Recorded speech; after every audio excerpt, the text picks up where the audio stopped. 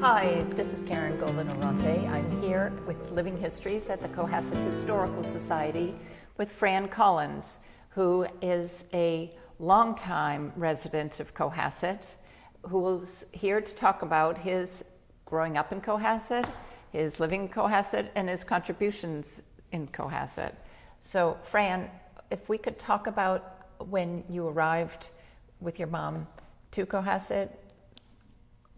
We came here in 1948. My father had recently died, and I left my mother with two hungry boys. I'm the oldest, and my brother's 4 years younger than me. I was 7 and he was 3, just 3. And been here pretty much ever since. We grew up here. Well, you're never too old to have a happy childhood, and I'm still working on that. But we've been here forever. Tragically, my brother moved away on Saturday. He moved to Florida, so I'm not too happy about that. So I'm the last one left here. But I grew up basically around the Cove. We called ourselves Covanians, all the kids. We had the biggest bus stop in town, where the shack was down there.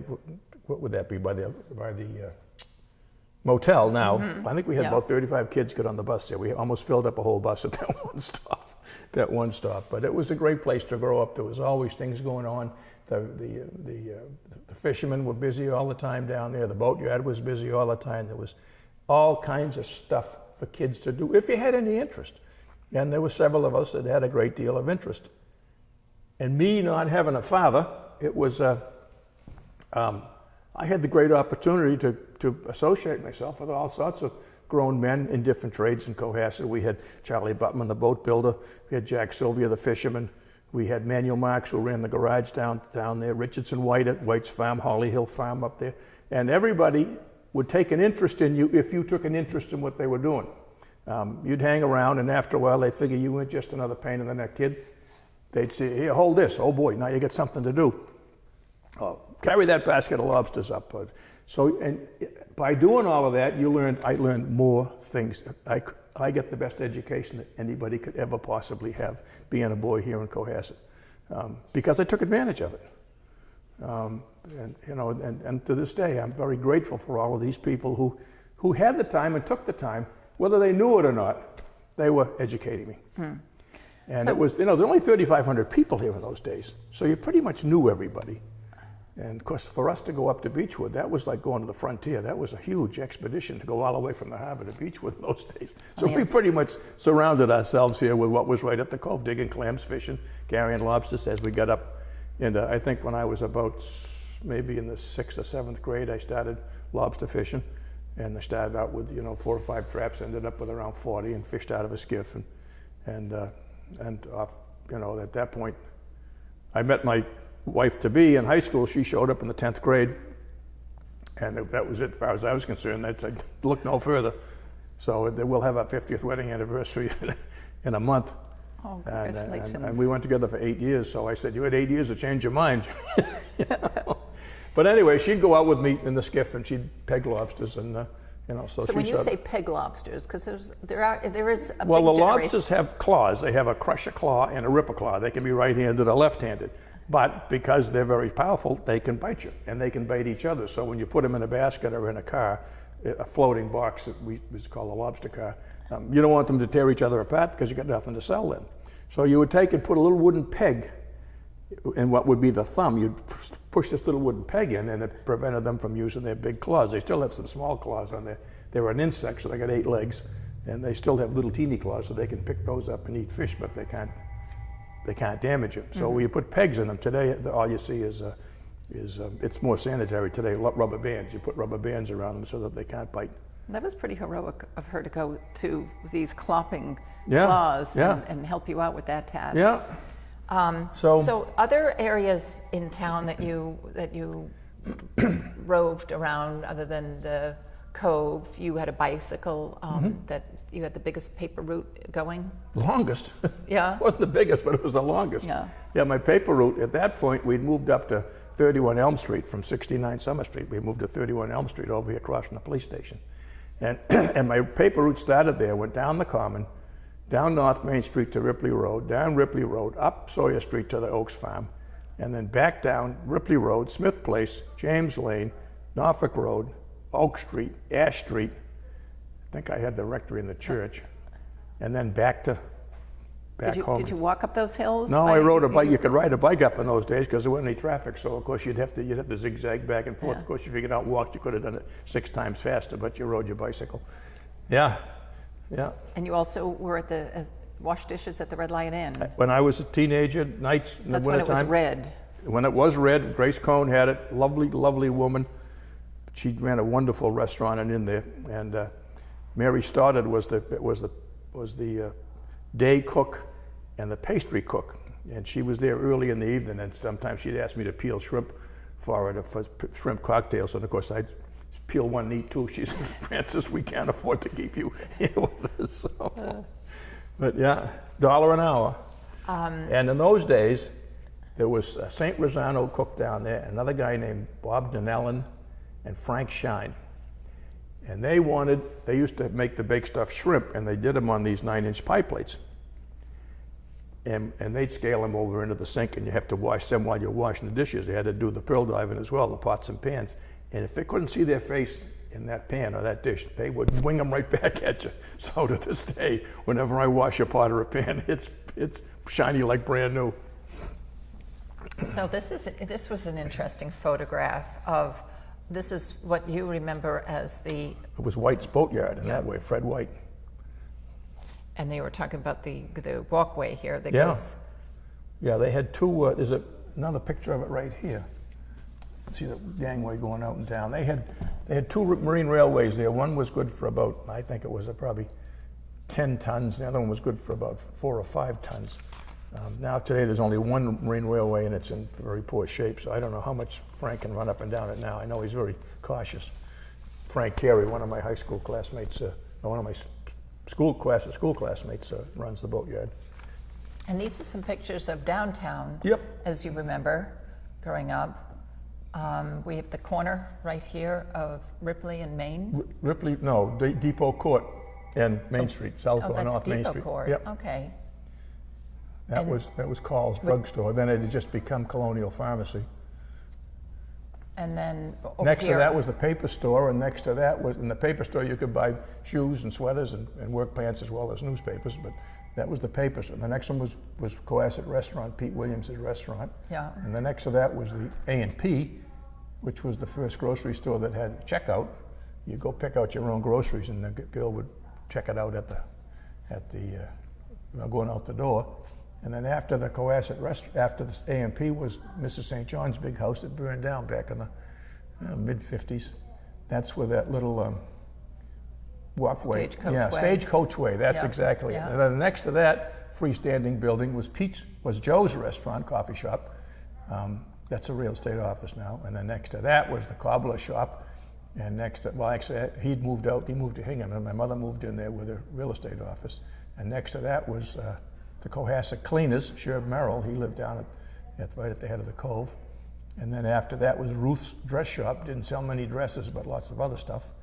And then after that, after Ruth's Dress Shop was Simeon's Liquor Store. And after that, on the corner, where the liquor store is now, the end building was Sidney Gates's Cohasset store, where you could buy shoes and suits and ladies' dresses and stuff. So he had a Cohasset and Scituate store? He had 3 of them. He had one in Scituate Harbor, one North Scituate, and one in Cohasset. Lovely people, the Gates family, really nice people. So now this is another view of downtown from South Brook, End. that was it, Brook Street, yeah. So here from Brook Street, there was a... Yeah, this was Reddy's Garage. They still Is that where Dependable Cleaners is now? Yeah, and Dairy Lynn, that gift shop, that was all part of Reddy's Garage. They had a Studebaker dealership there for years and years, and then it became DeSoto at the end. And across the street where that little Cohasset Village Butchery, whatever it's called, that was a junkyard. It's all pile of junk cars. It was a junkyard? Yeah. Oh my. Yeah. And then after that was the Central Market. That was... Mulcahy's ran that. They stocked mostly SS Pierce products, and they had a truck that used to go around and deliver the groceries to all of the summer houses along the shore here. And then after that was, after Central Market was the Delory's drugstore, And that burned down. That was a Rexall, that burned, yeah. That's where the empty lot is now. And then after that, where the Curtis is now, that was the First National store. And they had a big orange cat. So we used have to two sleep grocery stores downtown at Three. once? 3 grocery stores at once. A&P, First National, and Central Market. Oh my. Yeah. And then after the First National store was the bank. Now, when you walked in the door of the bank, on the right was the Rockland Trust, and on the left was the Pilgrim Cooperative Bank. Same lobby, but you had 2 banks in one. They shared the building. That was interesting. And then after that was Danny Campbell's jewelry store. And then after that was the Cohasset hardware store, McGaw's, as we used to call it. Cool. So now I do have to say, I did find your Tessahawk from 1959.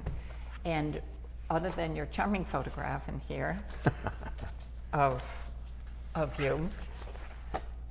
Guilty as charged. Is that you? Yep. Okay. What was really very interesting is that you wanted to own a fleet of tankers. So was your career, when did your career in your head start to? July 23rd, 1941. And why was that? That's the day I was born. Oh. So. My father had a steamer right after the Second World War. My father had been to sea, and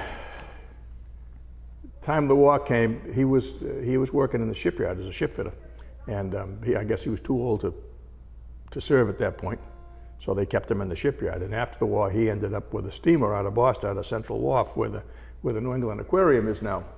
And I remember climbing in the boiler of that in the spring of the year, getting ready to go out.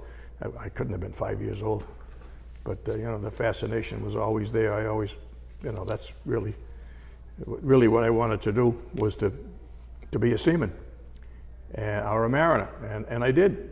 And I had a great life. Been all over the world, met all kinds of interesting people, seen all kinds of things, and never regret it for a minute. And you got your Chief Engineer's license. Yeah. And so this was one of the tugboats. When we got married and we started having children, well, it became difficult for Gail to have me away for long, long periods of time, 4 or 5 months at a time. So I got off the big ships and went to work on the tugboats. And I worked in Boston for about 5 years, and it was very stressful. It was, you never knew when you were going to go to work. They were all day boats, and you may get off at 10 o'clock in the morning, because you come out at 2 in the morning, and they'd say, okay, tomorrow morning be in at 6 o'clock. So you get home and you'd plan to go somewhere tonight to a dinner or go to a movie or whatever, and you get a call at 5:30, said, I want you in at 12:15. So now you're in at 12:15 in the morning, and you finish the day allegedly at 8 o'clock in the morning, because you put your 8 hours in, but you might have worked till noontime. So you just could never get your feet on the ground. I did work on the night boats for a while, which was better, because whenever you got home, you still got a good night's sleep before you went in the next day. Where did those night boats go? They were all day boats in Boston Harbor. We'd go to Salem, we'd go to Quincy, we'd go to Weymouth, but we never went very far. I did tow a ship down to New York one time, a Farallline freighter, that broken rudder. We towed that down to New York, but it was all local harbor stuff. So I had the chance to go down to New York and work, and they worked time on and time off. They worked on some of the guys worked 2 days on, 2 days off, but it was a week and a week, or 2 and 2, or 3 and 3.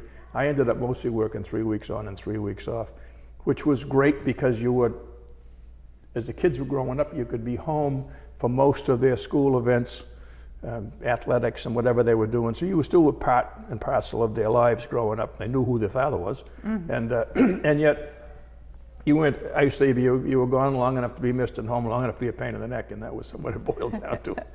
So this was a deep sea tug that I went on, brand new, the Sheila Moran, built at McDermott Shipbuilding in Morgan City, Louisiana, and it was one of the best designed tugboats ever. Tugboats are very, very uncomfortable. They say tugboat sailors are strange people. They live in closets and sleep on shelves, but this was a bigger boat. The seakeeping ability of it was spectacular. We got guys that have been to sea all their life in big ships, make one trip in a tugboat and say, that's it, they're seasick, they can't get over it, it's just horrible. But these were wonderful, wonderful boats. Now, what kind of a boat, though, did you go overseas, over to the Far East, or? I went on break bulk freighters, Okay. freighters that had big booms and masts and stuff. My last ship I was on for almost 9 years was a bulk carrier, and it was a 35,000-ton bulk carrier. We carried grain, we carried fertilizer, we carried various kinds of ores, we carried scrap sometimes, and you never know where you would go. And that was what we called a gearless bulk carrier because it had no booms and no one way to unload it or load it. It had to be loaded from shore and unloaded from shore as well. But these were big ships that carried, pretty good sized crews. And tugboat crews, we carry normally between 7 and 10 people, depending on the voyage. On the big ships today, we're down to about 18. And whereas in the early days, you might have had as many as 50 on these ships in crew. Wow. Yeah. Wow. So. And you were explaining was it ATB? Yeah. ABT, ATB? Yeah. Which was ATB, Articulated Tug Barge Unit. Which was really very interesting to talk about the dynamics of a tugboat.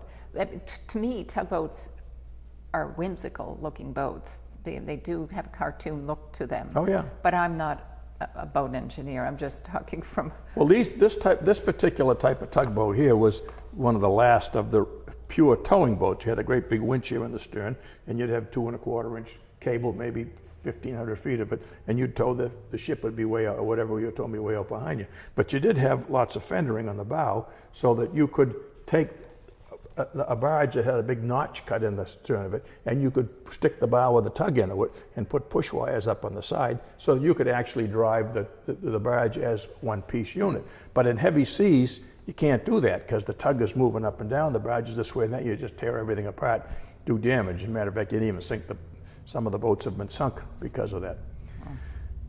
So what they have now on these ATBs, they've got a big hydraulic ram that comes out right about in this area here. Could be as much as 4 feet in diameter, big massive hydraulic ram that puts out, and there are big cast notches in the notch of the barge, and these things catch the notches. So now as the barge rolls, the tugboat rolls with it. It has the same roll period as the barge. As the barge pitches, well, you mentioned these Crowley ATBs. This Captain Sadler, George Sadler, a good old friend of mine, was running those Crowley barges over the Columbia River Bar, which is a notorious rough piece of real estate in the oceans of the world. When they drive that thing in, ships can't go in, but these tugboats have been able to go in some pretty bad conditions because as the barge goes up and starts to tip down, the tugboat can drop down. So the propellers are always in the water. Where it was on a ship, it would lift the propeller out of the water and it would shake like hell and the engines might overspeed, and it's not a safe thing to do. But with these ATBs, the propeller of the tugboat is always immersed because of the what do you call it? The gimbal effect of the tugboat and the barge. So it's been an extremely efficient and economical way to build tug barge units. Now, why do you have a tug barge unit and not a ship? Because the barges are built to barge rules and not ship rules. You can put more cargo in a barge than you can a ship of the same size. You can load them deeper in the water because there's nobody living aboard the barge. It's an unmanned vessel. And you're sleeping in a shell. And you're sleeping, yeah. But these new tugboats are much nicer and bigger and much more comfortable and quiet. So one of the things that was very interesting as a boy, my question is, as a boy you were introduced to an instrument. And did you actually take that instrument around on these boat rides? Oh, I've tormented people all over the world with those accordions. Absolutely. Well, could you give us a little example of your accordion playing? Maybe. Well, just a little. You know what the Chinese say. But now explain where you were introduced. One of my childhood chums was a fellow in Cohasset named Jack Sylvia, and he's a fisherman. And Jack was a very noisy, very loud person, and always hooting and hollering and raising hell. But he had a heart of gold. He was a wonderful, wonderful person. And Jack, if you gave him a 16-penny nail, he could make music on it. He could play anything. And one of the things he had was this button accordion, which is more associated with Irish music than anything else, but they play them all over the world. So Jack got me interested in it. As a matter of fact, I have an old concertina at home. That's one of these octagonal ones that he gave me, and I can play that as well. But I've taken these things to sea with me you know, forever and ever. And at the end of the voyage, I always played this one.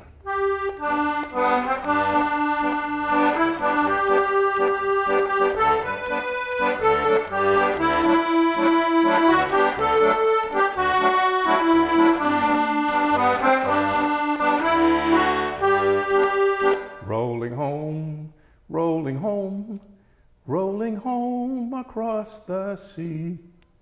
Rolling home to old New England, rolling home, dear land, to thee.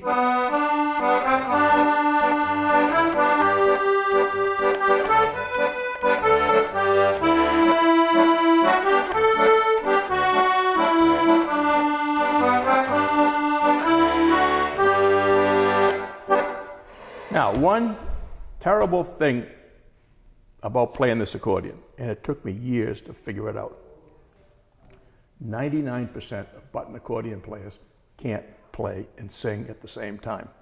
So if you ever find someone that does it, they're a miracle, because this is played like a harmonica. It is one note is in and out. It's on the same, two notes on the same button, so you tend to breathe in and out with the accordion, and it's almost impossible to sing. So That's a beautiful accordion. this is probably 60, 65 years old. This was Jack's. When he died, his wife Lois gave it to me, and it's a treasure. I have a newer one at home that I play, but I still really like this one because it's got nice action. Very beautiful, very beautiful. Well, it's interesting. So your love of music, though, is not necessarily what brought you to save the organ at St. Anthony's, though. Well, it was an interest. I mean, I have been, over the years, I'm available down there at St. Anthony Church to take care of major maintenance projects. You know, I get the roofs done, and I get, you know, plumbing things done, and electrical work done, whatever. I do a lot of it myself, but this needed to be taken care of, and nobody really was picking up, and Kathleen, the organist, was sort of a voice crying in the wilderness, and so I finally got involved with it and got quite a lesson in organs. I wouldn't call myself an organologist, but I know quite a bit about them now. Well, it's interesting. This is the St. Anthony's that you remember as a Yeah, young I think boy. Gail and I were the last two to get married in that church. Oh, wonderful. I got my communion there. So, Did you? yeah. And then, now the organ itself was 30 feet long and 10 feet wide, and it had to be completely disassembled. Pretty much. I mean, all of the air boxes were left in place. All the pipes were taken out and removed, sent back to Illinois, and been refurbished and retuned, revoiced, I guess they call it. And we took all the old mechanical relays out of it, that when you push the button it made electrical contact, and we made electronic relays in there. So now I've had one failure in the year and a half and it isn't a failure. I had one error with the electronic relays, and I was able to fix that with a pair of pliers, no problem. And so all that stuff was sent back. The console was sent back, redone. All the electronics was put in. She now can, if somebody sings in F sharp or whatever, she can, instead of having to transpose the music, which she can do, but she can just turn a switch and it automatically puts it in the different key. Pretty interesting. Wow. Yeah. And Impressive. so it was a big job. It really was a big job. But you know, what's wonderful actually is this organ is going to be around for more than 50 more years. Oh, absolutely. And adding over 140 47, pipe. Wow, yeah. that's awesome to now have a piece of art as well as. Well, it was never completed originally, and I don't know why. We put in 147 pipes that were never installed. I had a nice surround built for the front of it that was never done. It was always sort of unfinished. It played well, and it you know, it was okay, other than the fact that it was just flat, wearing out. These old, I looked at the electrical relays, and it was like something out of the Industrial Revolution. I couldn't believe it. But it's a magnificent instrument now, and it just fills the church full of wonderful music. It does. Yeah. You know, we have an example of that as well, which we'll play. So that you have been absolutely fascinating between all of your trips around the world via vessel, and not cruise ships, but large vessels, and your accordion playing, your childhood stories from Cohasset, and certainly the your involvement with the refurbishing of the organ, which will be around for generations to come. Never got to talk about Dick White and the farm. And your farm life. Sure. I used to, he had a team of black Belgian horses. I used to drive up there when we were haying in the summertime, and I was too small to stack. Wasn't so, but I would drive the team, and we backed that horse into the barn where they sell the vegetables there now and pitch all. He was the last farm around to have put up loose hay, and that was the dust and the chaff and the dirt was terrible. But that's what we did. Then in July and end of June, early July, that was haying time. When you went lobstering, you'd be up haying either at the Oaks farm. Dick had a great sawmill up there. We used to go up there and help load the logs, and then there was some private lots up in Whitney Woods, and we remember going in there with cutting trees and snaking them out with the horses, dragging them out of the woods and rolling them up on the trucks and bringing them to the sawmill. Most of the good deal of the houses up in the veterans lot were made out of wood that was sawed at Dick's sawmill. And then in the wintertime, he used to cut oak and make lobster pot stock. They make, in those days, the lobster pots are all wood. You got some pictures of them there.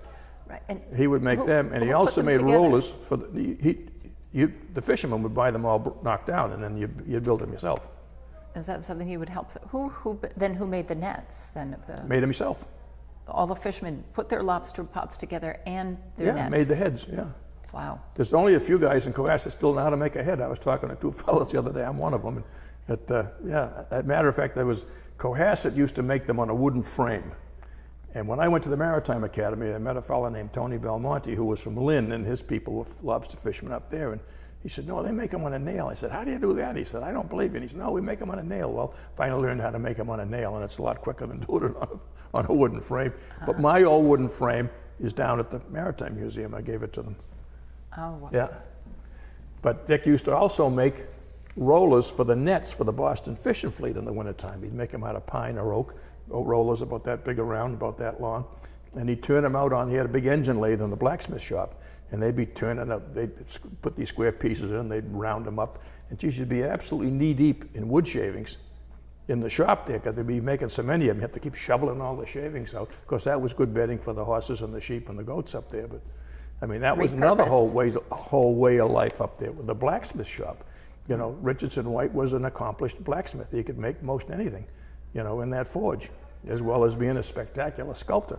Have you ever seen any of his horse or ox sculpt? Oh, he's incredible. He'd up there and he looked like a bum most of the time. He was always dirty and ratty. But you don't judge a book by its cover. He was a spectacular man, clever, skilled, and he'd be up there with a little knife there, scraping little pieces of clay off these sculptors, these wonderful animals that he made, and then he'd send them off to a foundry or whatever it is where they cast them and make the finished product. But just unbelievable. You just sit there watching for hours do this, and you say, how the hell can he do that? It looked like he was absolutely creating an animal, So that was another area in town here that was just beyond belief. And again, there was all of these opportunities were here in town. If you took advantage of them, you benefited. If you didn't, too bad. But there wasn't any TV to sit home and watch, and there wasn't any video games. There was anything. You found things to do outside. You found ways to keep yourself busy. No organized sports, nothing. You just the kids all got together and organized their own things. And my kids say, this was such a great town to grow up in. And I say, the half of it. When there was 3,500 people here, you knew everybody. You maybe didn't know them by name, but they knew who you were. And if you did something wrong, you bet your life the word got home before you got home. So. Yeah. Well, you know what? I think it's proportional to every generation that comes through. Yeah. I mean, I think it is a great town to grow up in, for sure. Anyway, I could talk to you for hours here about that. I know, Fran. We can certainly talk about Cohasset forever. Anyway, but I do have to thank you so much for coming in and talking with us. Your stories are fascinating, and love listening to your accordion playing. And your singing, absolutely. Yeah. This is Cohasset Living History at the Historical Society. I urge you to come down and take a look at all of the displays that are constantly changing here. Thank you. Bye now.